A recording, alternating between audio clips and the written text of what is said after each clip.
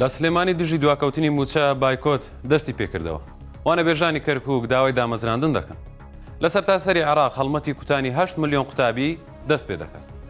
سڵاوتان لێبێ. ئەمڕۆ یەکشەممە هەر یەک لە فەرمانبەرانی بەڕێوەبەراتی دابەشکردنی کارەبای ڕۆژئاوای سلێمانی و کارمەندانی بەڕێوەبەراتی خانەنشینی پێشمەرگە هەروەها بەڕێوەبەراتی هاتوچۆی سلێمانی و بنکەی تەندروستی سەروەری و فەرماگەی دادنووسی بەکرەجۆ بایکۆتی داوامیان ڕاگەیاند و مامەڵی هاوڵاتیانیان ڕاگرت. بایکۆتەکە لە کاتێکدایە نزیکەی 45 ڕۆژە فەرمانبەران لە هەرێمی کوردستان موچەی مانگی شوباتیان وەرنەگرتووە.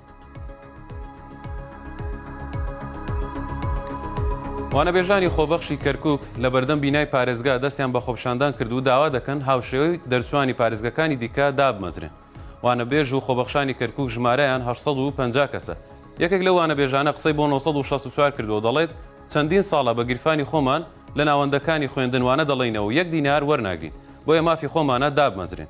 باسی لەوەش کرد پێویستە هاوشێوەی دەرچوانی پارێزگەکانی دیکە بە پێی بڕیاری ژمارەی 315 ئەنجومەنی وەزیرانی عێراق دامەزراندن ئەوانیش بگرێتەوە.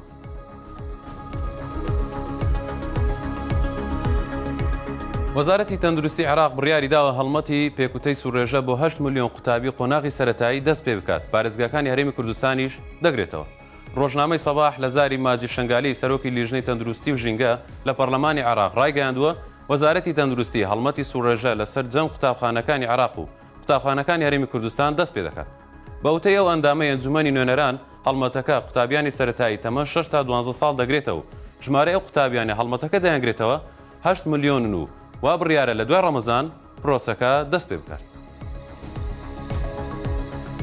لە سنووری ڕانیە کارمەندێکی ئاسایش لە شاخ هەڵدێرا و گیانی لەدەستدا بەو سەرچاوی کە بە 964 ڕاگەیاندووە ئاسایشی قەڵازێ سەرچاوێک لە ئاسایشی قەڵازێ بە 964 ڕاگەیاندووە کارمەندێک لە بازگەی بانوقەل لە سنووری پشدەر لە کاتی چوون بۆ کردنی گژوگیای بەهاری لە شاخ هەڵدێراوە و کەوتۆتە خوارەوە گیانی لەدەستدا. ئەو شوێنەی کە کارمەندەکە کەوتۆتە خوارەوە نزیک لۆفەکانی گڵە زەردە بووە و دوای ئەوەی کە کارمەندەکە بەربووتەوە یانی ئەو زانیارن شەیە کە کارمەندەکە تەمەنی لە نێوان 40 بۆ 45 ساڵە و خەڵکی گوندی وسوێنەی لە سنووری ناحی هێرۆیە لە قەزای پشدەر هەروەها دانیشتووی قەڵازەیە.